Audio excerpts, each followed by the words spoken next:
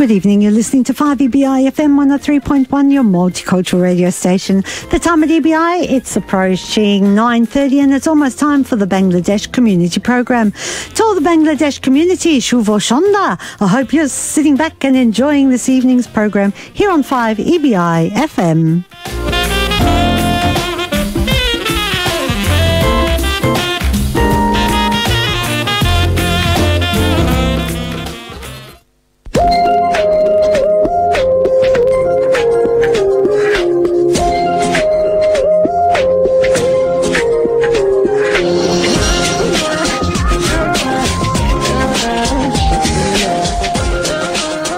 Radio Bangla Adelaide থেকে আরও একবার স্বাগতম, শুভেচ্ছা এবং শুভ সন্ধ্যা।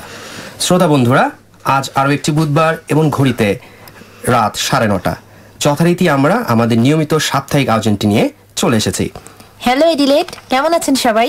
আশা করছি সবাই ভালো আছেন এবং নানান সুখ দুঃখের গল্প নিয়েই চেষ্টা করে যাচ্ছেন ভালো থাকার। যারা প্রথমবারের মতো টিউন করছেন তাদেরকে স্বাগতম রেডিও বাংলা এডিলেটে, আর আমাদের নিয়মিত শ্রোতাদের জানাই আন্তরিক ধন্যবাদ আরও একবার। শ্রোতা বন্ধুরা, আপনারা আমাদের নিয়মিত শুনতে পারেন 103.1 FM প্রতি বুধবার রাত 9:30 থেকে 10:30 পর্যন্ত। আজকের সন্ধ্যায় আছি আমি মাহিদ এবং আমার সাথে আছেন লাকি আপা। লাকি আপা, অনেকদিন পর আজ আমরা রেডিওতে, তাই না? তা আপনি তো শুনেছি পরীক্ষার পড়ালেখার চাপে নাকি একদম নিষ্পেষিত হয়ে গেছেন। ইস মাহিদ ভাই, সে কথা আর বলেন। সেই যে পড়ালেখা শুরু করেছি সে আর শেষই হচ্ছে না। এই দেখেন ডিসেম্বর মাস চলে এলো। ছোট্টবেলায় ডিসেম্বরে তাও বার্ষিক পরীক্ষা শেষ হতো, নানা বাড়ি দাদা বাড়ি যেতাম, শীতের পিঠা পায়েস খেতাম। আর কি যে হইল জীবনটা, কবে শীত কবে বসন্ত, ভাইরে কোনো খবরই পাই না। আপু দারুণ বলেছেন। আপনার এই কথা শুনে আসলেও আমাদের সেই ছোটবেলার ডিসেম্বর মাসে বার্ষিক পরীক্ষা পরের সময়টুকুর কথা মনে পড়ে গেল। লাকি আপা, আপনার অবস্থা তো তাহলে দেখছি আসলে কেরোসিন, কিন্তু আপু এটা ভাবার কোনোই কারণ নেই যে এই পথের পথিক কেবল আপনি একাই। উচ্চ শিক্ষার্থে যাহারা বৈদেশ ভ্রমণ করিয়াছেন তাদের প্রায় সবার অবস্থায় তথৈবচ।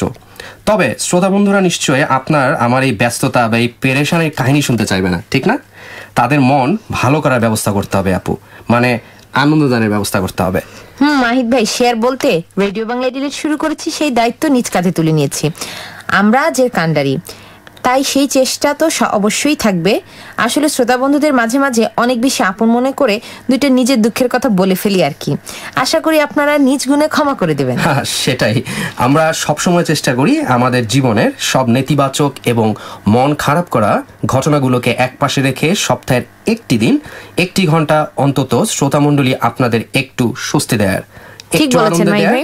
জানি আমরা চাইলেও সবসময় সেটা সবটুকু মেটানো সম্ভব হয়ে ওঠে না আমাদের সীমাবদ্ধতার কারণে, কিন্তু আমাদের চেষ্টা কিন্তু অব্যাহত আছে এবং থাকবে। আরো কথা হবে, তবে তার আগে আজকের অনুষ্ঠানের প্রথম গানটা শুনে আসি, কি বলেন? শ্রোতা বন্ধুরা, কথা দিচ্ছি খুব ভালো লাগা গানের ডালি কিন্তু আজ আমরা আমাদের এই অনুষ্ঠানে নিয়ে এসেছি। তো চলুন শুনে আসি আজকের অনুষ্ঠানের প্রথম গানটি।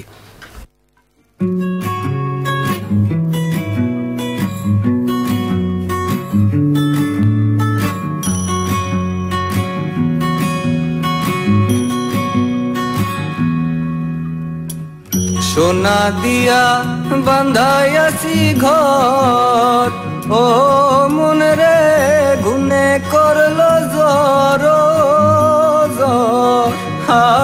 মন রে। সোনা দিয়া বান্ধাইয়াছি ঘর, ও মন রে গুনে করলো জর। আমি কি করে বাস করি বই ঘরে রে, হায় রে তুই সে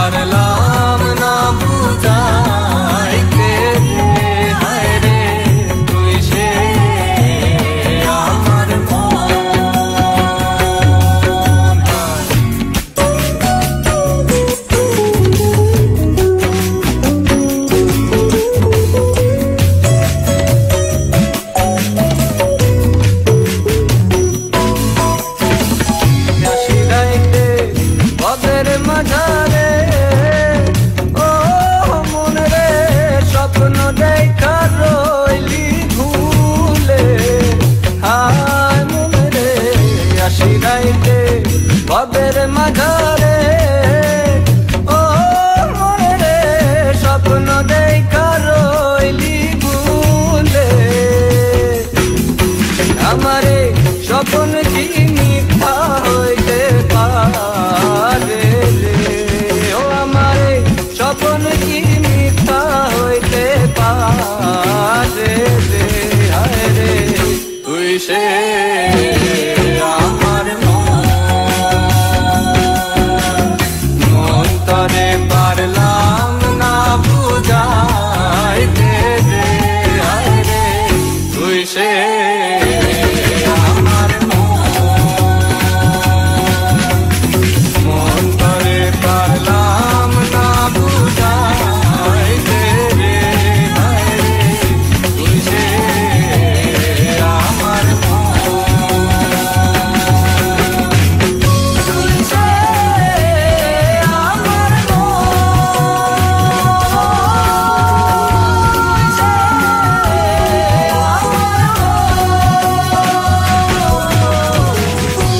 শুনছেন রেডিও বাংলা ডিলেট 103.1 FM এ, আর আমাদের শুনছেন সরাসরি সাউথ অস্ট্রেলিয়ায় বাংলাদেশের অনুরণন। মাহিত ভাই, এই বছরটা কি দ্রুত শেষ হয়ে গেল তাই না? আমার মনে হচ্ছে এই তো সেই দিন গ্লেনিংয়ের ফায়ারওয়ার্কস দিয়ে অ্যাডিলেডবাসীর বছর শুরু করলো, আর দেখেন এসে গেল বছরের শেষ মাসটা। আমি মানে জীবনে সর্বপ্রথম সরাসরি ফায়ারওয়ার্কস দেখেছি। বাংলাদেশে থাকতে অনেক শুনেছি ফায়ারওয়ার্কস এর কথা, কিন্তু প্রথমবারের মতন সরাসরি দেখতে পেরে আমি যে কি খুশি হয়েছিলাম তার বলার না। হ্যাঁ আসলে আপু, আসলে অস্ট্রেলিয়ার বা এই প্রান্তের দেশগুলোর হয়তো একটি সুবিধা হচ্ছে যে এরা নানান আয়োজনে কিন্তু এই ফায়ারওয়ার্কসটা করে থাকে, যেটা ঠিক খুব বেশি কমন না আমাদের ওদিকটাতে। তবে লাকি আপু, এই কথা কিন্তু সত্য। দেখেন এটাও কিন্তু আমাদের মনে রাখতে হবে যে অস্ট্রেলিয়া আসলে সারা বছরই এই উৎসবের আমেজটা কিন্তু লেগেই থাকে। এই ধরুন না, ক্রিসমাসটা চলে যাওয়ার পরে থাকে বেশ কিছু কাছাকাছি সময় বেশ কিছু গভর্নমেন্ট হলিডে থাকে, যেটা কিন্তু পরপর অনেকগুলো ছুটি আমেজ এনেই দেয়। ঠিক, এবং এই ছুটির আমেজ পার করে যখনই আমরা একটু কাজে মন দেই তখনই কিন্তু চলে আসে এই ট্যাক্সের টাইমটা। ভাই জানেন তো, ডিসেম্বর মাসে কিন্তু কোথাও যাওয়ার প্ল্যান করা যাবে না, কারণ প্লেনের ফেয়ার খুবই বেশি। হ্যাঁ, তবে এটা ঠিক, যারা আপু এই সময়টাতে যাওয়ার প্ল্যান করে থাকে তারা অনেক আগে কিন্তু টিকেটের প্ল্যান করে রাখে। অর্থাৎ আপনি কিভাবে যাবেন সেটা প্ল্যান করে রাখাটা হচ্ছে বুদ্ধিমানের কাজ। তবে হ্যাঁ আপু, যা বলছিলাম যে কাজে মন দেওয়া দিতে দিতেই কিন্তু এই জুন জুলাই মাসে ট্যাক্সের টাইমটা চলে আসে, এবং ট্যাক্স মাস শেষ হয়ে যাওয়ার পরে আবার ডিসেম্বর মাস আসতে না আসতে চারদিকে কিন্তু নানান ধরনের সেলিব্রেশনের উপলক্ষ চলে আসে। আর তার চেয়েও বড় কথা, আমাদের এই প্রবাসী জীবনের সময়গুলো এত বেশি ছকে বাঁধা, মানে সময়ের নিয়মে বাঁধা, যে সময় যে কোন দিক দিয়ে চলে যায় এবং কোন দিক দিয়ে আসে বোঝাই মুশকিল। আমি কি বলি জানেন মাহিত ভাই, আমি সবসময় বলি প্রবাস জীবন মানে হচ্ছে ছুটে চলা। এই ছুটে চলতে চলতে কোন দিক দিয়ে যে সময় চলে যায় কিছুই টের পাওয়া যায় না। হ্যাঁ, ঠিকই বলছেন আপু। শ্রোতা বন্ধুরা, একটা বছরের শেষ মাসটা কিন্তু খুব খুব গুরুত্বপূর্ণ। বছরের শুরুতে প্রায় সবার কোনো না কোনো প্ল্যান থাকে, কিন্তু আমি মনে করি বছরের শেষ মাসটা হচ্ছে সবকিছু আরো একবার একটু পিছন ফিরে দেখা, যা করা হয়েছে তা আরো একবার চোখের সামনে মেলে ধরুন। হিসেব মিলছে কিনা, আর যে প্ল্যানগুলো সব মিলে বাস্তবায়ন হয়নি সেটা আজই নতুন করে ভাবুন বাকি সময়ে সম্ভব কিনা। কোনো কারণে সম্ভব না হলে সেটা একটু বদলে ফেলুন, নতুন বছরের জন্য নতুনভাবে গুছিয়ে তুলে নিতে পারেন। তবে লাকি আপা, আমাদের ডিসেম্বর আর মানে অস্ট্রেলিয়ার ডিসেম্বর সাথে বাংলাদেশের ডিসেম্বর মাসের কিন্তু বিস্তর তফাৎ, এবং সব দিক থেকে উৎসবের আমেজ বলেন বা উৎসবের নানান দিক নিয়ে যাই বলেন না কেন, এখানে ডিসেম্বর মানে উৎসবের প্রস্তুতি স্বাভাবিকভাবে, কারণ ক্রিসমাস আসছে, শপিং, খাওয়া দাওয়া, ঘোরাফেরার প্রস্তুতি। এবং আরেকটি মজার বিষয় হচ্ছে যে এই মাস থেকেই আসলে উইন্টারের পরে রোদের দেখাটা পাওয়া যায়। ঠিক তেমনি বাংলাদেশেও কিন্তু উৎসবের কমতি নেই, কারণ খুব বড় একটি উৎসব অর্থাৎ 16 ডিসেম্বর কিন্তু বিজয় উৎসব এই মাসে। হ্যাঁ, তবে যেহেতু অস্ট্রেলিয়াতে আছি, অস্ট্রেলিয়ার দিকগুলো নিয়ে কেন একটু বেশি বলি, আমরা বাংলাদেশ অবশ্যই যাব। হ্যাঁ, এটা ঠিক যে আমরা জানি যে এই মাসেই কিন্তু আমাদের রোদের সাথে একটু দেখা হয়, কিন্তু এটা যে সব সময় থাকে তা না, অর্থাৎ একটানা সামার বলাও যাবে না। এই যে দেখুন না, সকালবেলা হয়তো প্রচন্ড গরম, রাত্রেবেলায় প্রচন্ড শীত। ওয়েদারের আজকের দিনটাই তো এরকমটা ছিল, হ্যাঁ সকালে আপনি ধরতে পারেন প্রচন্ড। হ্যাঁ, সো ওয়েদারের আসলে কোনো বালাই নেই, এই শীত তো এই প্রচন্ড গরম। আর এই দেখুন না, এই ওয়েদারে আমাদের এই অ্যাডলেডবাসীর মানে পুরা নাকাল অবস্থা, অর্থাৎ ঠান্ডা, জ্বর, এই ধরনের অসুখগুলো কিন্তু চলে আসছে। বিশেষত বাচ্চাদের কিন্তু এই সময় ভালোভাবে খেয়াল রাখতে হবে। আমি আমাদের শ্রোতা বন্ধুরা অবশ্যই যারা শুনছেন তারা অলরেডি প্রস্তুতি নিয়ে নিয়েছেন, এবং আমি আশা করব, এবং হয়তো প্যানাডল অনেকগুলো কিনে রেখে দিয়েছেন, রিজার্ভ রেখে দিয়েছেন হয়তো। মাহিদ ভাই, আপনার সাথে একটা মজার বিষয় শেয়ার করি। আমার এক কানাডিয়ান বান্ধবী আছে এখানে, সে যখন গত বছরই প্রথমবার আসলো, তো সে আমাকে যেটা বললো, সারা জীবন ক্রিসমাস করেছে শীতে, এই জীবনের প্রথম ক্রিসমাস করছে গরমে। যা হচ্ছে তার কাছে মানে খুবই আশ্চর্যজনক একটা বিষয়। তো আর বাংলাদেশের ডিসেম্বর মানেই তো হচ্ছে শীত আসি আসি, ঠিক তার উল্টো। প্রকৃতির শীতলতা, মানুষের অপেক্ষা, ছেলেমেয়েদের এই শীতের আমেজটুকু পাওয়ার জন্য আসলে বাংলাদেশের সবাই হয়তো খুব অধীর আগ্রহী, কারণ বছর জুড়ে গরম, ভ্যাপসা এবং ঘামের পরে এই মাসটুকু কিন্তু একটু চেঞ্জ আসে। আমার খাবার দাবারও চেঞ্জ আসে, শীতের সবজি উঠে যায়। অবশ্যই তো মানুষের অপেক্ষা, ছেলেমেয়েদের স্কুল ছুটি, বেশিরভাগ বাচ্চারা ঠিক এই সময়ই নানা বাড়ি দাদা বাড়ি বেড়াতে যায়। শীতের পিঠা পায়েসের সাথে দুর্দান্ত কিছু সময় পেয়ে যায় আমাদের বাচ্চারা। তাছাড়া পিকনিক, বিয়ে শাদীর সিজন কিন্তু এই ডিসেম্বরে। এখানে বলে রাখা দরকার, ডিসেম্বরে যদি কেউ বিয়ে করতে চায় বাংলাদেশে, তাহলে তাকে কিন্তু মিনিমাম 3 মাস আগে থেকে কমিউনিটি সেন্টার বুকিং দিতে হবে। অবশ্যই লাকি আপা, কারণ বিয়ে শাদীর জন্য কিন্তু এটাই একটি বেস্ট টাইম বাংলাদেশে। এবং দেখেন, শুধু তাই নয় যে এই সময়টা, হ্যাঁ সত্য যে সবাই বছরে এই সময়টা একটু ওয়েদার বা সবকিছু একটু অনুকূলে থাকে বলে সবাই এই সময়টাতে তাদের প্রয়োজনীয় এবং অতি গুরুত্বপূর্ণ কাজগুলো সারতে যায়, উৎসবের কাজগুলো। শুধু তাই নয়, এই পুরো মাসটা জুড়ে, যদিও পুরো মাসটাই অনেক স্পেশাল, কিন্তু বিশেষ বিশেষ তারিখগুলো কিন্তু মনে হয় লোকজনের কাছে আরো স্পেশাল। যেমন এই বিয়ে শাদীর কথাই ধরো না কেন, দেখবেন কিছু কিছু ডেট, যে ডেটগুলোতে মানুষের আগ্রহ বেশি থাকে, এবং এই ডেটগুলো বুক করতে হলে তাদেরকে অনেক আগের থেকেই প্রস্তুতি নিতে হয়। তো এই ধরুন না 7 ডিসেম্বর, 7 ডিসেম্বরটা এই কারণে জনপ্রিয়, 7 নাম্বারটা খুব লাকি। তো অনেকে আছে যারা হয়তো অন্যান্য বিশেষ দিনগুলো পাবে না, তারা বেছে নেয় এই 7 ডিসেম্বর থেকে। এবং অনেকে চায় যে ঠিক আছে, কেননা মাসের শুরুতেই আগে বিয়ে শাদীর কাজটা সেরে ফেলি। এছাড়া অবশ্যই তো আছে 16 ডিসেম্বর, কারণ 16 ডিসেম্বরে আত্মীয় স্বজন সবার নিশ্চয়ই ছুটি থাকবে, তো সবাইকে গ্যাদার করতে অনেক বেশি সুবিধা হয়। আরেকটি বিশেষ দিন অবশ্যই, সেটা হচ্ছে 31 ডিসেম্বর, তাই নয় কি? 31 ডিসেম্বর বছরের শেষ দিন। হ্যাঁ, সো অনেকটা আপনার বছরের নিউ ইয়ার সেলিব্রেশন এবং জীবনের একটি অতি গুরুত্বপূর্ণ বিষয়ের সেলিব্রেশন, দুটাই একসাথে হয়ে যায়। যদি দ্বিতীয় বছরের শেষ দিনটাতে দেই, কেন নয়? এবং শুধু তাই নয় আপু, আসলে এই বছরটা জুড়ে নানা দিনে নানা ধরনের লোকজনের হয়তো হ্যাপি বার্থডে বা অন্যান্য বিশেষ দিন থাকে, তো সেই সব দিনগুলোও কিন্তু মানুষ এই বিয়ে শাদী বা এই দিনগুলো, মানে এই দিনগুলোতে বেছে নেয়। মাইক ভাই, একটা মজার জিনিস শেয়ার করি এই ডিসেম্বর মাস নিয়ে। আমার এক বান্ধবী গিয়েছে মুরগির বাজারে মুরগি কিনতে, তো মুরগিওয়ালা বলছে মুরগির দাম হঠাৎ করে বেশি, তো যথারীতি বান্ধবীর সাথে ঝগড়াঝাটি চলছে। হঠাৎ করে মুরগিওয়ালা বলছে, জাপা চিল্লাচাল্লি করেন না, ঠিক আছে, এটা পিকনিকের মাস, মুরগি এমনিতেই বাজারে নাই, তারপরে বিয়ের সিজন, আপনি যদি এই দামে নিয়ে যেতে পারেন তাহলে নেন। তো আমার বান্ধবী রাগ করে বললো, ডিসেম্বরে সে আর মুরগি কিনতে যাবে না। আসলে মানে এই মাসে এত ডিমান্ড যে মুরগিওয়ালারা আসলে আমাদের এই সুযোগ নিয়ে নেয়, ডিমান্ড মুরগিওয়ালাদের। তবে আপু, আরেকটি বিষয় কিন্তু আজকাল, মানে সময় তো পরিবর্তনশীল, এটা আমরা সবাই জানি, আমার শ্রোতা বন্ধুরা আমার সাথে একমত হবেন। তো আজকাল কিন্তু এই আমাদের এই উৎসবের আমেজগুলো বা উৎসবে যে মানে ধরনগুলো কিন্তু অনেক পাল্টে যাচ্ছে। লোকজন যে শুধু ডিসেম্বর আগে যেটা হতো, আমাদের ছোটবেলায় আমরা আমাদের নানা বাড়ি, দাদা বাড়ি, এগুলোতে মধ্যে আমাদের উৎসবেরটা গণ্ডিটা সীমাবদ্ধ ছিল। আচ্ছা মাহিদ, আপনার মনে আছে তো আমাদের যে স্পোর্টস হতো ডিসেম্বরে? হ্যাঁ, অবশ্যই, শেষ সময়টাতে স্কুলের ফাইনাল স্পোর্টস। হ্যাঁ, অবশ্যই। আসলে ডিসেম্বর মাসটা অনেক স্পেশাল, ডিসেম্বর মাসে কথা উঠলে আসলে অনেক বলে শেষ করা যাবে না। তবে যা বলছিলাম যে লোকজন কিন্তু আজকাল শুধু নিজ নিজ গ্রামের বাড়িতে বেড়াতে যায় তা না, বরঞ্চ পরিবার পরিজন নিয়ে বাংলাদেশের দর্শনীয় স্থান এবং পাশাপাশি দেশের বাইরেও কিন্তু বেড়াতে যায়, যেটা অপেক্ষাকৃত কিন্তু এখন অনেক বেড়েছে আগের চেয়ে, তাই না কি আপু? আমাদের জিডিপিও মনে হয় বেড়েছে দেশের, তাছাড়া তো সম্ভব না বাইরে ট্যুর দেওয়া। আমার মনে হয় ফেসবুক খুললেই কিন্তু দেশের বাইরে হলিডে কাটানোর অনেক অনেক সুখী ফ্রেম দেখতে ভালোই লাগে, তাই না মাইক ভাই? লাগে, আসলে দেশের বাইরে বসে এই চেনা অচেনা সব মানুষের এই হাসি মুখ দেখতে খুব ভালোই লাগে। মোট কথা, দেশের মানুষ ভালো আছে, এটাই যেন দেখতে চাই সবাই, কি বলেন? অথচ দেখেন বাংলাদেশ আজ ভালো নেই, কিন্তু মাহিদ ভাই সব মিলে এখন বোধহয় আমাদের এই চাওয়াটা অনেকটাই হুমকির মুখে। এই প্রসঙ্গে বাংলাদেশে আমি সেদিন একজনের ফেসবুক স্ট্যাটাস দেখছিলাম, যেটা খুব সুন্দর করে ডিসেম্বর মাসের একটি বর্ণনা দিয়েছেন, সেটা আমি দর্শকদের সাথে, আমাদের শ্রোতাদের সাথে অবশ্যই শেয়ার করতে চাই। সেটা হচ্ছে, আমি হুবহু পড়ছি, ঠিক আছে? আজ তো এই দাঁড়ান শ্রোতাদের সাথে শেয়ার করুন, মানে আমি যে পাশে বসে আছি আমাকে আজ তো মানুষটাকে চোখে দেখা যায় না, আপনি তো কাছেই আছেন, ঠিক আছে? তো আমি পড়ছি, সেটা হচ্ছে, আজ তো 4 ডিসেম্বর, 4 ডিসেম্বর, তাই না? ডিসেম্বর মাস, ছোটবেলার বহুল প্রতীক্ষিত মাস, ফাইনাল পরীক্ষা শেষ, স্কুলে যাওয়ার কোনোই বালাই নেই, মায়ের রক্তচক্ষু নেই, দুপুরবেলায় ভাত খেতে খেতে গল্পের বইও পড়া যাবে, সারাদিন সাইকেল নিয়ে ঘুরে বেড়ালেও কেউ কিচ্ছু বলবে না। ভারী মজা। ডিসেম্বর মানেই আমার কাছে গল্পের বই বা কমিক্সের জন্য কোন বন্ধু বাড়িতে ধর্ণা দেয়া, জনপ্রতি 15 টাকা করে, অনেক টাকা কিন্তু, চাঁদা দিয়ে কলোনির মাঠে বড় ভাইদের সঙ্গে পিকনিকে সামিল হওয়া, 16 ডিসেম্বরের ভোরে পুরনো মাঠে বড় ভাইদের সঙ্গে বা এয়ারপোর্টে গিয়ে সাজোয়াজানের বহর দেখে বিস্ময়ে হা হয়ে যাওয়া, পুলোভারে পড়ে খুব ভোরে গ্রামের বাড়ির পথে রওনা দেওয়া। আর এখন বাচ্চাদের কাছে মাইক দেখে নাকি 16 ডিসেম্বর সেই প্যারেডের কথা বলা হচ্ছে? আচ্ছা, আমাদের যেটা স্টেডিয়ামে হতো। হ্যাঁ, এখন বাচ্চাদের কাছে কিন্তু দেখেন ডিসেম্বর মাস মানেই কিন্তু একটা নারকীয় মাস, তাই নয় কি? মাস জুড়ে পরীক্ষা, হরতাল অবরোধের ফাঁকে সে পরীক্ষা আদৌ শেষ হবে কিনা তা জানা নেই।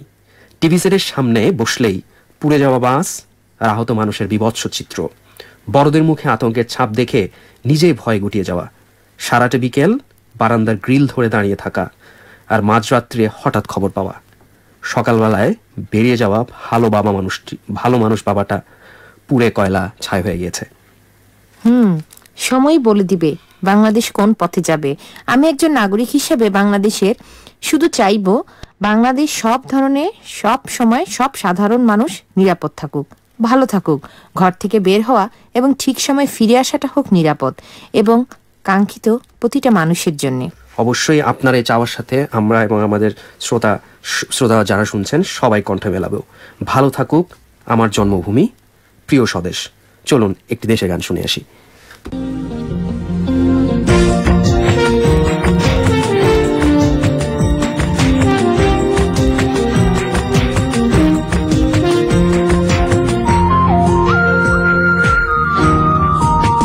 যদি গণতন্ত্র দাও তবে যন্তর মন্তর ঘরে কে বন্দি করো না, যদি বাঁচতে দাও তবে অন্ধকারের অন্ধকুঠুরে বন্ধ করো না। আমি শুনতে চাই না সবুজের বুকে সূর্য উঠেছে স্বপ্ন নিয়ে, বাংলা মায়ের চোখের কোণে ঠান্ডা হয়ে, সেই নীতি চাই না তোমার আমার বিভেদ প্রজার দুর্গতি, কথা কাজে চলছে চলুক অসঙ্গতি।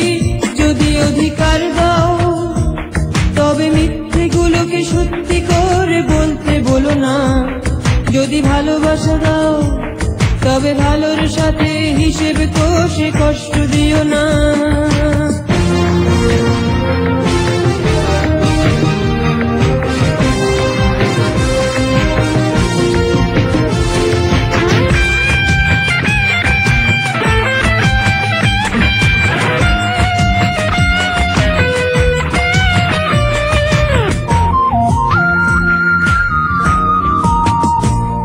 আমি দেখতে চাই না খবরের পাতা খুলে কারো দুর্দশার ছবি, দোয়াত হাতে কলম ছড়া নীরব কবি। সেই দিন চাই না যেদিন আমার হাসি প্রাণের ভিড়ে খুঁজতে হবে, পরের কাছে আমার স্বপ্ন কিনতে হবে। যদি শিক্ষা দাও তবে মিথ্যার ঝুলি নিয়ে দাঁড়ে দাঁড়ে বাধ্য করো না, যদি স্বপ্ন দাও তবে কল্পলোকের অন্ধকারে হারাতে দিও না।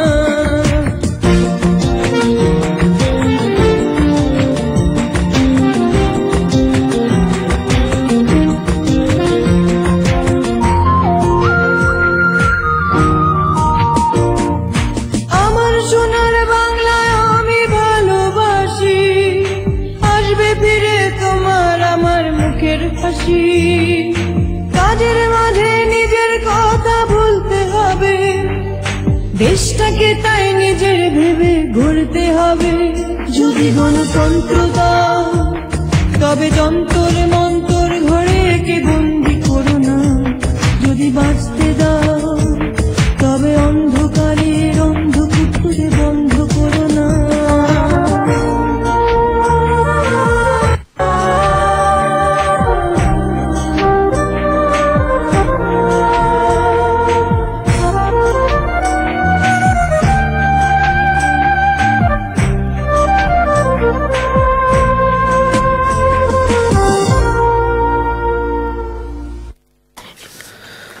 শুনছেন রেডিও বাংলা অ্যাডলাইড, সরাসরি প্রচারিত হচ্ছে 103.1 FM এ সাউথ অস্ট্রেলিয়ায় বাংলাদেশের অনুরণন। আমরা শুনছিলাম অনেকের প্রিয় শিল্পী মেরিনের বাংলাদেশ নিয়ে একটি অন্যরকম গান। তো লাকি আপা, একটা বিষয় দেখেন, এই যে আমাদের চারপাশে এত মারামারি, কাটাকাটি, হানাহানি, বেশিরভাগ ক্ষেত্রে এটার জন্য কিন্তু দুইটা পক্ষ দায়ী। মানে আমি বলতে চাইছি প্রতিটা পক্ষই চায় তাদের মতো করে সবকিছু হবে। তাল গাছটা আমার। এক্স্যাক্টলি। আমরা যারা আছি, আমাদের কিন্তু রাগ হয়, অভিমান হয়, অনেক কিছু করতে ইচ্ছা করে, কিন্তু শেষ পর্যন্ত নিজেকে সভ্য প্রমাণ করার জন্য চুপ মেরে যেতে হয়। জানি না কি হবে। মানে কি বলতে চাচ্ছেন, মেনে নিতে হয় হয়তো। আচ্ছা ভাই, শুনেন সম্প্রতি পড়ছিলাম আত্মোন্নয়ন নিয়ে। লাকি আপু আবার পড়ালেখা নিয়ে আসলেন। শুনেন মাহিদ ভাই, অবস্থাটা এমন দাঁড়িয়েছে, ভালো কিছু পড়লেই শ্রোতাদের সাথে শেয়ার করতে ইচ্ছা করে। যেটা বলছিলাম, আত্মোন্নয়ন। কোন বিষয়ে যে কারোর সাথে দ্বিমত পোষণ করার আগে যে 7টি বিষয় ভাবতে হবে। মনোযোগ দিয়ে শুনবেন ভাইয়া। বন্ধু বান্ধব, ভাই বোন, বাবা মা, অন্য কোনো আত্মীয় কিংবা নিতান্তই অচেনা কারোর সাথে কত শত বিষয় না দ্বিমত পোষণ করছেন। আমরা যেটাকে বলি ডিসকোর্স মডার্ন ভাষায়। কিন্তু দ্বিমত পোষণ করার ব্যাপারটা ছোটখাটো কিংবা বড় আকারের কোনো ঝগড়ার রূপ নেয়, যা দুই পক্ষের মধ্যে মনোমালিন্য সৃষ্টি করবে এবং সম্পর্কের খানিকটা হলো অবনতি ঘটাতে সক্ষম। কিন্তু এমনটা কারোই কাম্য না। সে কথা মাথায় রেখে আত্মোন্নয়নের বিষয়ে কখন যে কারোর সাথে কিভাবে দ্বিমত পোষণ করা যাবে তা নিয়ে কয়েকটি তথ্য দিই আপনাদের। আচ্ছা দিন। মাইক ভাই, আপনি কিন্তু শুনেন। জি জি শুনছি। 1 নাম্বার, তথ্যের সত্যতা যাচাই। 2 নাম্বার হচ্ছে শান্ত থাকা। 3 নাম্বার, হতে পারে ভার্সেস হবে না হবে। দ্বিমত পোষণ করার জন্যই দ্বিমত পোষণ করা উচিত নয়। অভিজ্ঞতা, বয়স এবং শেষে হচ্ছে একমত হওয়া। আপু ভালো তথ্য, এবং আপনার এই তথ্যগুলোকে যদি আমি সত্য বলে মনে করি বা ধরে নেই, তাহলে যা করতে হবে তা হচ্ছে এখন থেকে যদি কারোর উপর রাগ হয়, তাহলে রাগ করার আগে এই 7টি বিষয় বিবেচনা করতে হবে। অর্থাৎ যার উপর রাগ করব তার বয়স কত, তার উপর দ্বিমত পোষণ করা যাবে কিনা, তার অভিজ্ঞতা এবং সে যে তথ্যগুলো দিচ্ছে তথ্যের স্বচ্ছতা যাচাই করে দেবে। তার মানে এইসব জিনিস বিবেচনা করবো, তাই তো আপু?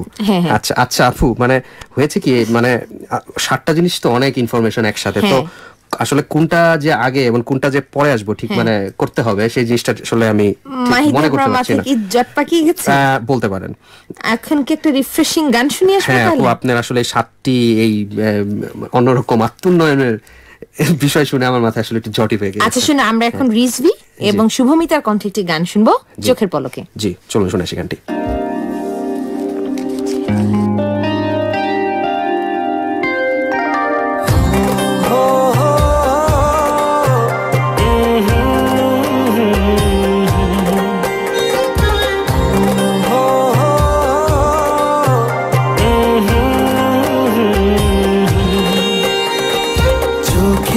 পলকে এত কাছে কখন এলে যে তুমি, ভালোবাসাতে বিভোর ছিলাম তাই তো বুঝিনি সারা জীবন এমনি করে চাই শুধু তোমায়, মনের ঘরে যতন করে জড়িয়ে রেখো আমায়, চোখেরই পলকে এত কাছে কখন এলে যে তুমি, ভালোবাসাতে বিভোর ছিলাম তাই তো বুঝিনি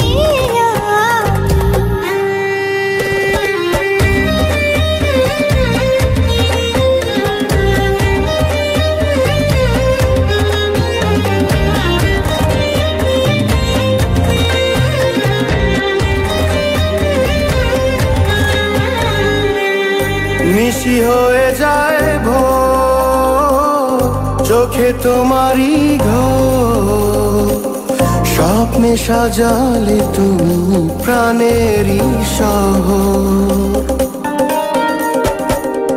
নিশি হয়ে যায় ভোর চোখে তোমারই ঘোর, স্বপ্নে সাজালে তুমি প্রাণেরই শহর, তুমি ছাড়া পৃথিবীতে চাই না তো কিছু, এখানেই যাও মন নেই পিছু পিছু যত আশা পেল ভাষা তোমারই ভালোবাসা, ও চোখ চোখেরই পলকে এত কাছে কখন এলে যে তুমি ভালোবাসাতে বিভোর ছিলাম তাই তো বুঝিনি আমি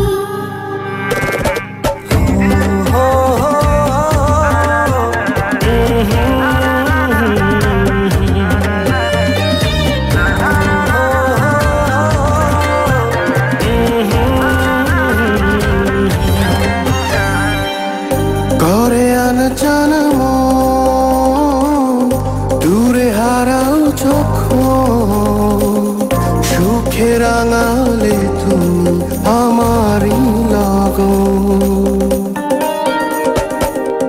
পরে আনজান মন দূরে হারা যখন সুখে রাঙালে তুমি আমারই লগন তুমি ছাড়া পৃথিবীতে চাই না তো কিছু যেখানে যাও মন নেয় পিছু পিছু যত আশা পেল ভাষা তোমারই ভালোবাসায় ও চোখেরই পলকে এত কাছে কখন এলে যে তুমি ভালোবাসাতে বিভোর ছিলাম তাই তো বুঝিনি আমি সারা জীবন এমনি করে চাই শুধু তোমায় মনের ঘরে যতন করে জড়িয়ে রেখো আমায়। শুনছেন রেডিও বাংলা ডিলেট। আমাদের নিয়মিত শুনতে টিউন করুন 103.1 FM এ প্রতি বুধবার রাত 9:30 সাউথ অস্ট্রেলিয়ায় বাংলাদেশীয় অনুরণন। মাহিদ ভাই, আপনি কি জানেন আমাদের যে একটা বড় অংশ শ্রোতা আমাদেরকে শুনে গাড়িতে টিউন করে গাড়ি চালাতে চালাতে? অবশ্যই, আমরা তাদেরকে বিশেষভাবে ধন্যবাদ দিতে চাই। হ্যাঁ অবশ্যই। এবং এই শ্রোতাদের এই কথা চিন্তা করে আমরা মাঝে মাঝে কিন্তু বেশ হাই বিটের গান ছাড়ি, যেটা গাড়িতে শুনলে তাদের অবশ্যই ভালো লাগবে। তো লাকি আপু, আমরা খুব সুন্দর একটি রোমান্টিক গান শুনলাম, তাই নয় কি? এবং ঠিক এই গানটির আগে আপনি কিন্তু বেশ গুরুগম্ভীর এবং ভারবাত্তিক কিছু তথ্য আমাদের সাথে আত্ম-উন্নয়ন নিয়ে মাহিদ ভাই ভুলে যান না, যদি আপনি জটপাকি ফেলেছিলেন, টপিকটা হচ্ছে আত্ম-উন্নয়ন। আসলেই আত্ম-উন্নয়ন আর কি। যাই হোক, তো আমি কিন্তু এখন গুরুগম্ভীর কিছু বলবো না। আমরা যেহেতু খুব সুন্দর একটি গান শুনেছি, আমি আমাদের শ্রোতা বন্ধুদের সাথে খুব ইন্টারেস্টিং কিছু তথ্য শেয়ার করতে চাই। কিরকম ইন্টারেস্টিং মাহিদ ভাই? তাহলে শেয়ার করে থাকি।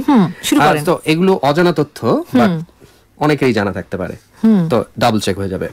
তো প্রথম যেটি আমি বলবো সেটা হচ্ছে যে আপনার দু চোখ প্রতিদিন যে পরিমাণ পরিশ্রম করে, ঠিক সেই পরিমাণ পরিশ্রম যদি আপনি আপনার পা দুটোকে করাতে চান, তাহলে আপনার প্রতিদিন কতটুকু হাঁটতে হবে জানেন? কতটুকু মাহিদ ভাই? Any guess? বলতে পারছি না।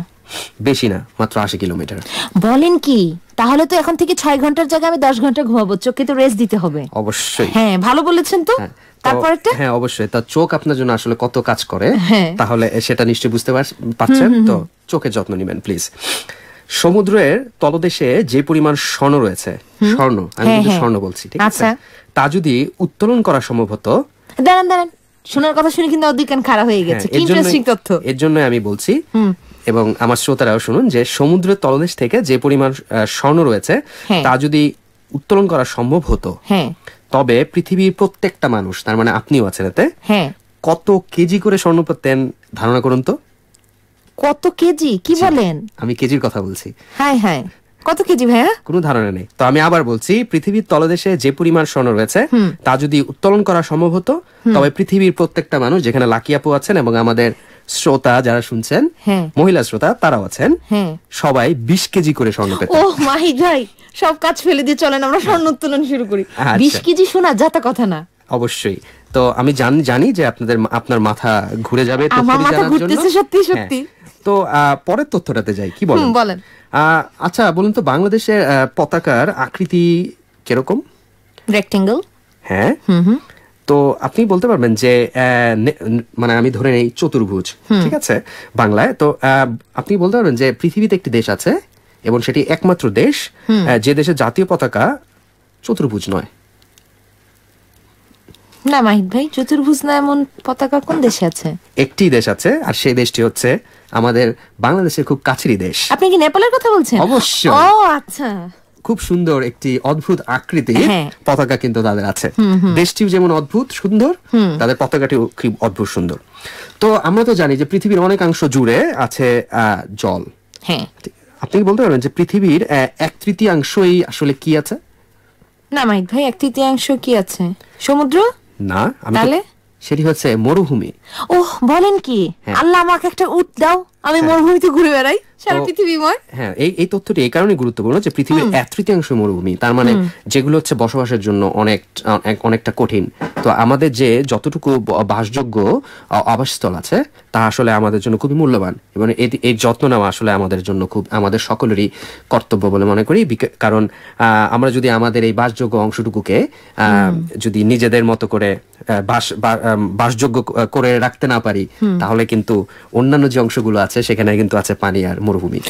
মাহিত ভাই, আপনি জানেন তো এই খোদ অস্ট্রেলিয়ার কিন্তু পুরো মধ্যভাগই হচ্ছে মরুভূমি, যেখানে ঘাস আর কিছু গুল্ম ছাড়া কিছুই জন্মায়। অবশ্যই অস্ট্রেলিয়ার ম্যাপটি যদি আপনি দেখেন, যেটা খুব ইন্টারেস্টিং, আমি জানি আমার শুধুমাত্র কোস্টাল এরিয়াতে, হ্যাঁ, যেটা আমরা হয়তো ছোটবেলায় আমরা আমাদের ভূগোল বই পড়েছিলাম যে মানুষের জনবসতি গড়ে উঠেছিল যেখানে পানি আছে, সুমিষ্ট পানি আছে। তো যাই হোক, এবার কিন্তু খুব ইন্টারেস্টিং একটি তথ্য আপনাদের শেয়ার করবো, সেটা হচ্ছে যে বিশেষত একটু যোগ করি। আপনি জানেন কেন হচ্ছে অস্ট্রেলিয়া কোস্টাল এরিয়া গুলোতেই হচ্ছে মানুষের বসবাস শুরু করলো? আমার শ্রোতারা হয়তো জানে, বাট আমি জানি না, আপনি বলতে পারেন।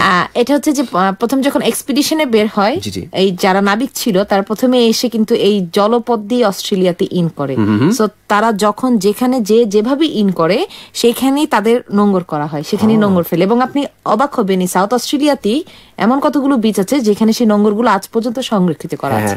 আমার মনে হয় যে প্রথমে এই নোঙ্গর ফেলার এই দিনগুলো আসলে অস্ট্রেলিয়াতে মনে হয় এখনো সিডনি হারবারে প্রতি বছর পালন করা হয়ে থাকে, এবং এখন পর্যন্ত তাদের স্মৃতিস্বরূপ সেই নোঙ্গরগুলো রেখে দেওয়া হয়েছে। খুব সুন্দর একটি তথ্য দিয়েছেন। তো আমি যেটা বলছিলাম যে আরেকটি ইন্টারেস্টিং তথ্য হচ্ছে যে এখন তো আমি বলছিলাম যে ওয়েদারের কোনো বালাই নেই, এই শীত এই ঠান্ডা, হাঁচি কাশি, হেই ফিভার, যাদের অ্যালার্জি আছে তাদের হেই ফিভার জাতীয় সমস্যা থাকে, যেটি খুব বিরক্তজনক তো হয়ে থাকে। তো আমরা কিন্তু সারাদিনই যে হাঁচি কাশি দিয়েই থাকি, তাই নয় কি? তো আমি জানতে চাচ্ছি, আপনি কি বলতে পারবেন আপু যে হাঁচির গতিবেগ ঘন্টায় কত? না এইসব আমি জানি না মাহিত ভাই।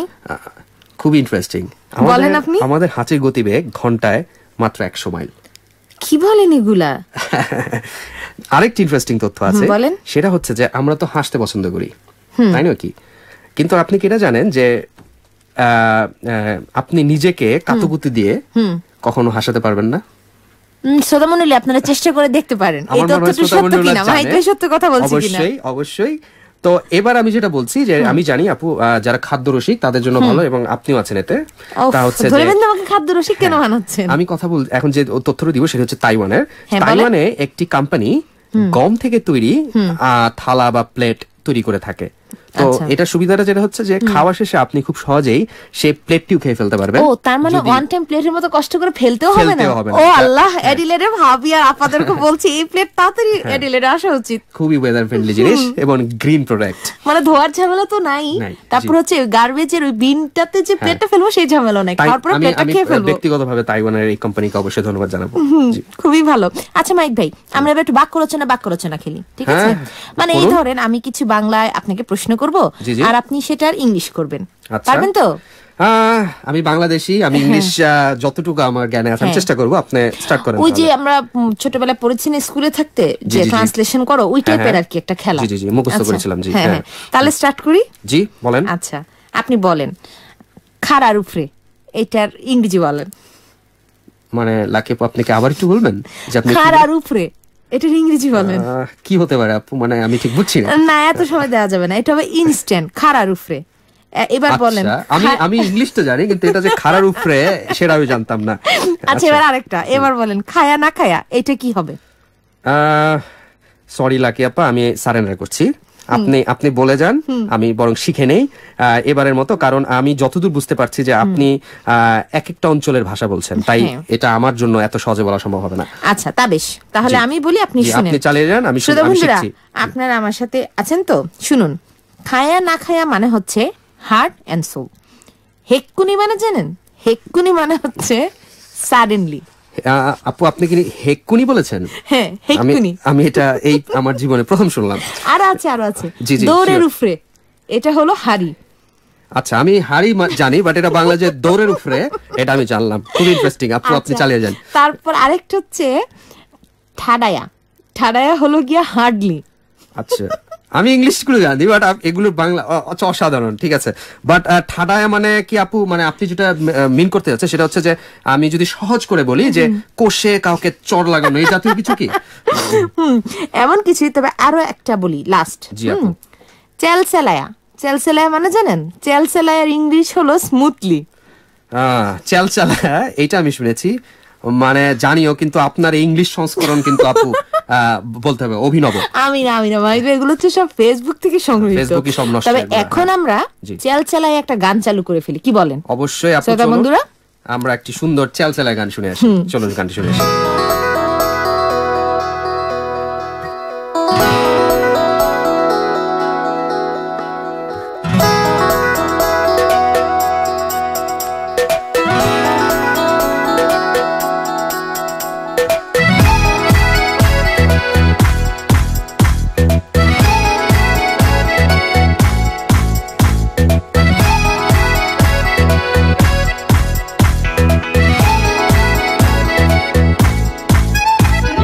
রঙ্গিলা মন রঙ্গিলা শহর, রঙিন যা দেখি রূপে মাতওয়ারা সারা নগর, যে দেখে দে উখি।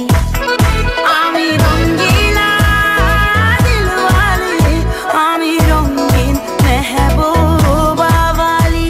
আমি রঙ্গিলা দিলওয়ালি, আমি রঙিন মেহবুবা ওয়ালি।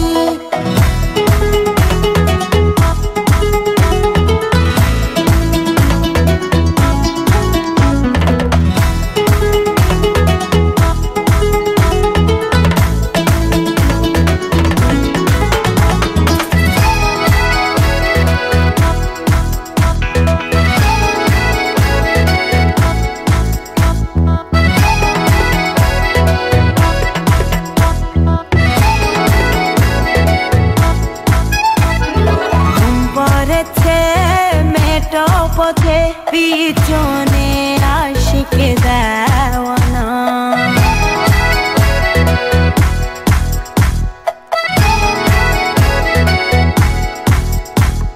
ঘুম পড়েছে মেটো পথে, পিছনে আশিকে দেওয়ানা। বাহারি জঙ্গ জুড়ে যেন কাঁচা সোনা, পিছু নিয়েছে দুষ্টু ওই। আমি রঙ্গিলা দিলওয়ালি, আমি রঙিন মেহবুবা ওয়ালি। আমি রঙ্গিলা দিলওয়ালি, আমি রঙিন মেহবুবা ওয়ালি।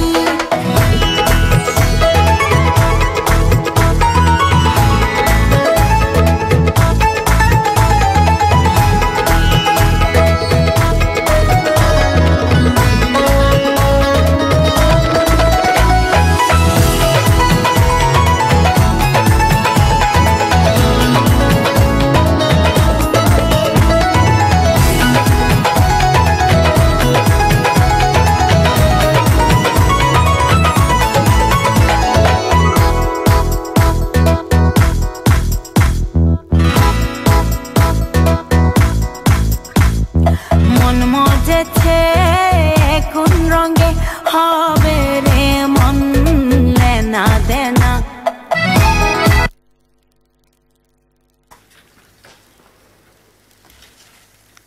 শুনছেন রেডিও বাংলা ডিলিট 103.1 FM এ সাউথ অস্ট্রেলিয়ায় বাংলাদেশের উন্নয়ন। আমাদের শুনতে পাবেন প্রতি বুধবার রাত 9:30 থেকে 10:30 পর্যন্ত। মাইক ভাই, আমরা তো চালচালায় গান শুনে আসলাম, এবার বলেন। হ্যাঁ আপু, আমরা খুব সুন্দর শিরিনের হাবিবের কম্পোজিশন করা একটি গান শুনলাম। তো লাকি আপা, আমরা কিন্তু আমাদের কথা একটি বড় অংশ জুড়েই এই ডিসেম্বর মাসে কিন্তু আটকে গেছি, তাই নয় কি? মানে আপনাকে কি জিজ্ঞেস করলাম, আর আপনি মানে আপনি কিনা শ্রোতাদের একটি প্ল্যানিং নিয়ে বিশাল একটি টিপস দিয়ে দিলেন, আত্ম উন্নয়ন দিয়ে দিলেন। তবে আপু, আমার কিন্তু ভালো লেগেছে, কারণ কি এই সত্যি বছর শেষে কিন্তু আমাদের আসলে প্ল্যান গুলো আগের থেকে করে রাখা ভালো, কি বলেন? কি যে বলেন মাহিক ভাই, আপনি তো জানেন এই বছর আমার কিছু মানুষকে শিক্ষা দেওয়ার প্ল্যান ছিল, সেটাই আচ্ছা। ফুলফিল করতে পারলাম না, আপু খুব ভালো আগামী করেছেন। বছরের জন্য তুলে রেখে দেন আপু, যাই হ্যাঁ। হোক, হ্যাঁ। আমার এই টিপস যদি আপনাদের কাজে লাগে তবে আমি ধন্য হব। তবে এই ডিসেম্বরে কিন্তু আরো অনেক টিপস দেওয়ার ছিল। এই যেমন অ্যাডিলেডে জমে উঠেছে ক্রিসমাসের হাট বাজার। আপনারা যারা শপিং করতে ভালোবাসেন তারা কিন্তু কিছু শপিং অগ্রিম সেরে ফেলতে পারেন।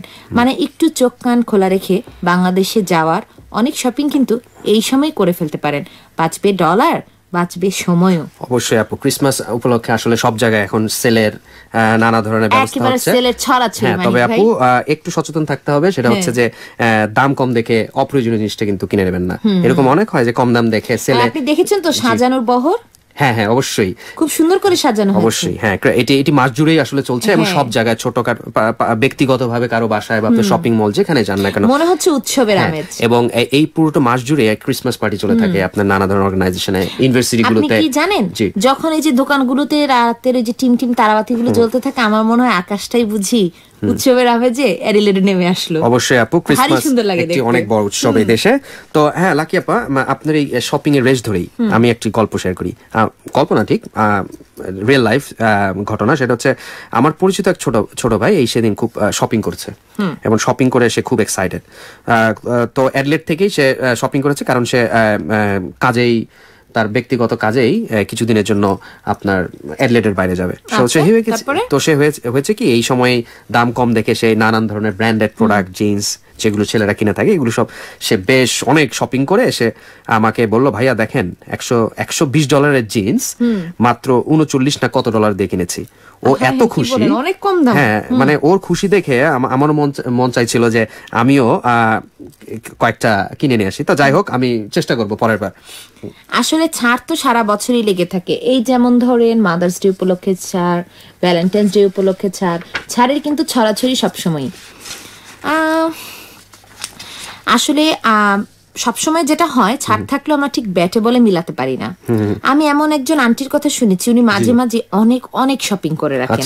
মানে জিরো সাইজ থেকে এক্সেল, ডাবল এক্সেল সবই উনি কিনে রাখেন। তাই হুট করে কোনো দাওয়াত হলে নো প্রবলেম, ওনার গিফটের কাবার্ড খুললেই সব সমস্যার সমাধান হয়ে যায়। ভালো আইডিয়া তো আপু। তবে বোঝা যাচ্ছে এই আন্টির দাওয়াত খাওয়ার পর্ব তাহলে লেগেই থাকে, তাই নয় কি? কি যে বলেন মানিক ভাই, এখানে কিন্তু অনেকেরই দাওয়াত খাওয়ার পর্ব লেগেই থাকে। হ্যাঁ অবশ্যই।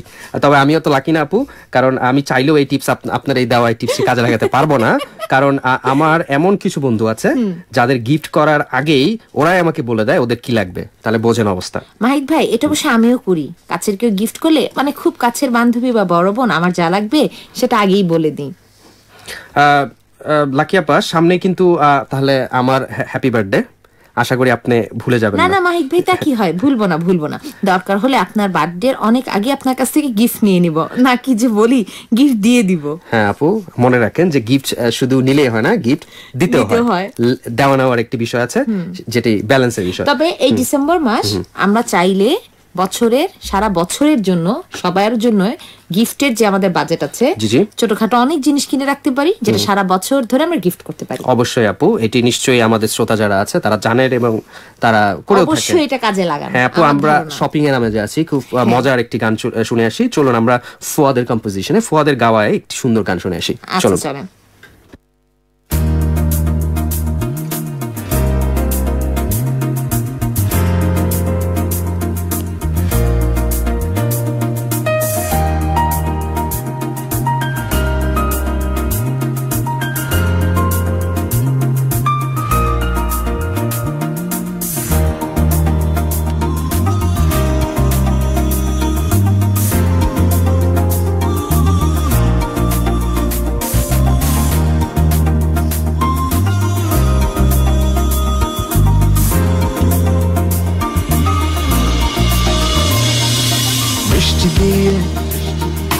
ঘর বানাবো, তুই যে আমার জান, মেঘ উড়িয়ে ছাদ বানাবো, আমার সাথে চল।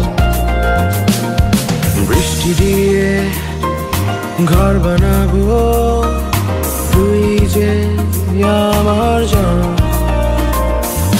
মেঘ উড়িয়ে ছাদ বানাবো, আমার সাথে চল।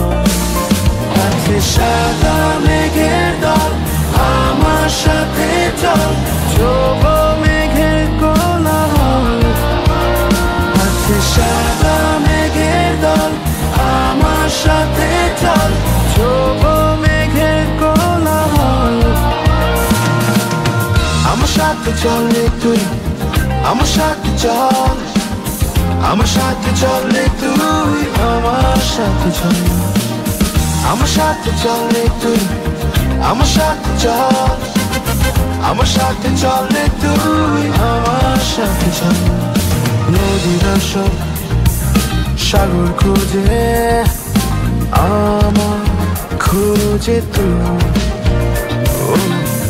মনে রং মিশিয়ে একটু খানি নদীর সব সাগর খুঁজে আমার খুঁজে তুই গহীন মনে রং মিশিয়ে একটু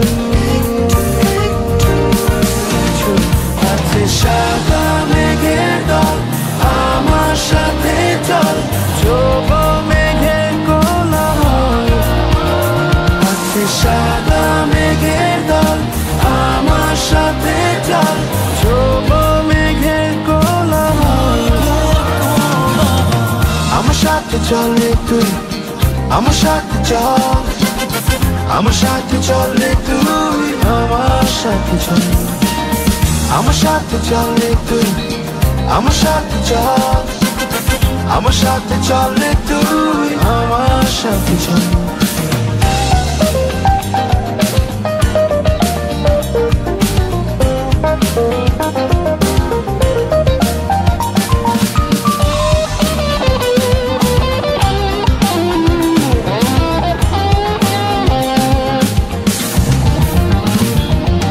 রাতের পাশে দিন থাকে আমার পাশে তুই বৃষ্টি ঘরে একা থাকি কোথায় গেলি রাতের পাশে দিন থাকে আমার পাশে তুই বৃষ্টি ঘরে একা থাকি কোথায় গেলি আছে সাদা মেঘের দল আমার সাথে চল যোগ মেঘের কোলাহল আছে সাদা মেঘের দল আমার সাথে চল যোগ মেঘের কোলাহল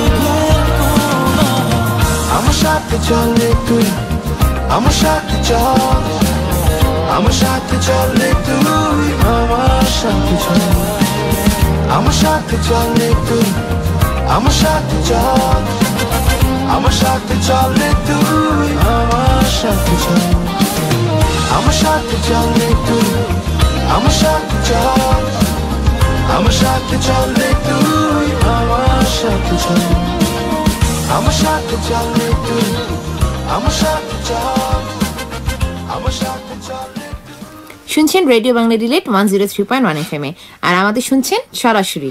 শ্রোতা বন্ধুরা, অনুষ্ঠানের এই পর্যায়ে আমরা আপনাদের একটি অন্যরকম গল্প শোনাবো। বলা যেতে পারে এটি একটি অনুপ্রেরণার গল্প।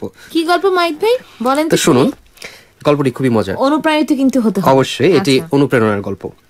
রেলগাড়িতে একজন অর্থনীতিবিদের সামনে বসেছিল একটি যুবক। যুবকের মুখে দুশ্চিন্তার ভাব ফুটে আছে। কিছুক্ষণের মধ্যে দুজনের মধ্যে পরিচয় হলো। আচ্ছা। এক পর্যায়ে যুবকটি অর্থনীতিবিদকে বলল, 7 বছর আগে আমি বিয়ে করেছি। আমার একটি 5 বছরের মেয়ে আছে। আমার স্ত্রী আর আমি একই ক্লাসে পড়াশোনা করতাম। সে নিতান্তই ভালো মানুষ। কর্মক্ষেত্রে আমিও যথেষ্ট সাফল্য অর্জন করেছি।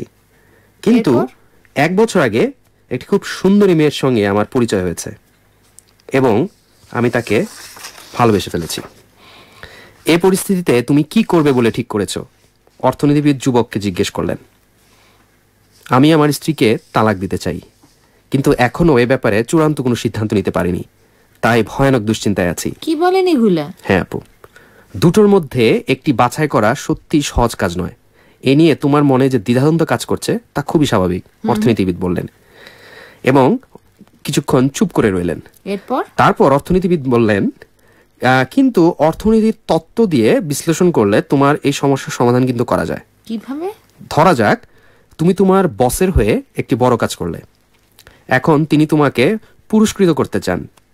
তিনি তোমাকে 2টো পুরস্কারের একটি বেছে নিতে বললেন।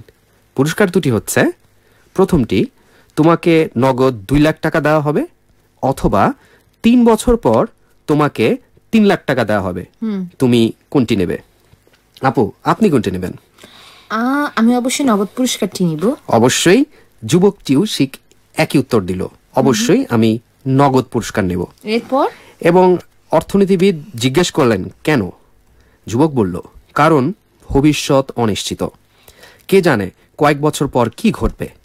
3 বছর পর আমার বস নাও থাকতে পারে, অথবা 3 বছর পর টাকার মূল্যমান হ্রাস পেতে পারে। যুবক অনেকটা বিজ্ঞের মতোই জবাব দিল। অর্থনীতিবিদ এরপর কি বললেন জানেন? কি আপু? উনি হেসে বললেন, তুমি ঠিকই বলেছ, ভবিষ্যতে টাকার চাইতে বর্তমানে টাকার মূল্য অনেক বেশি। ঠিক তেমনি ভবিষ্যতের সুখের চাইতে বর্তমান সুখের মূল্যটাও কিন্তু বেশি, কেননা ভবিষ্যৎ সবসময় অনিশ্চিত।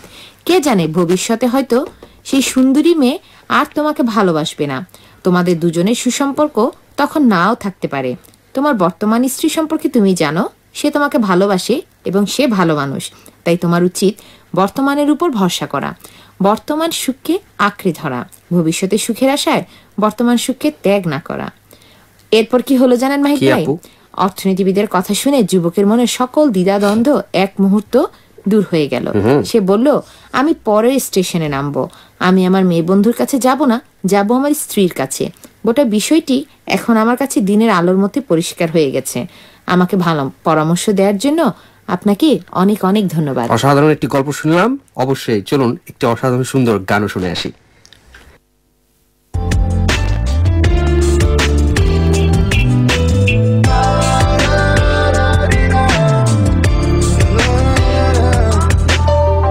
দিয়েছিলে যা নিয়ে নিতে পারো, লেখা কবিতা গাওয়া গান যত খুঁজে দেখো না, পাবে না কেউ আমার মতো, মুছে দিও না শুধু হৃদয় ক্ষত।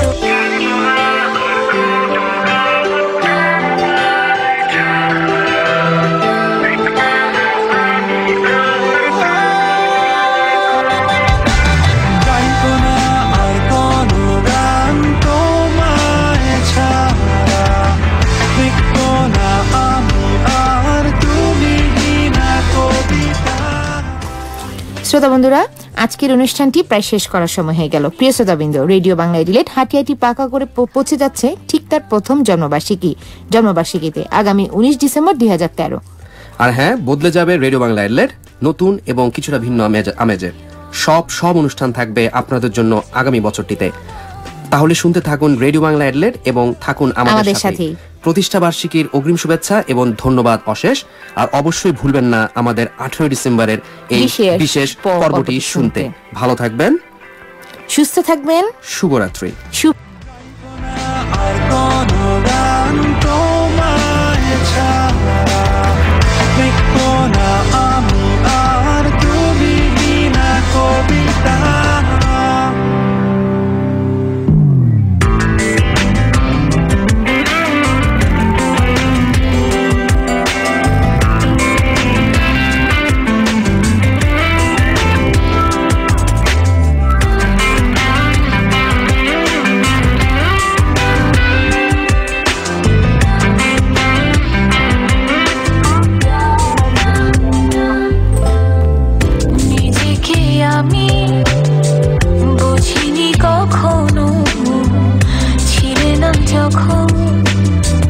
আসনি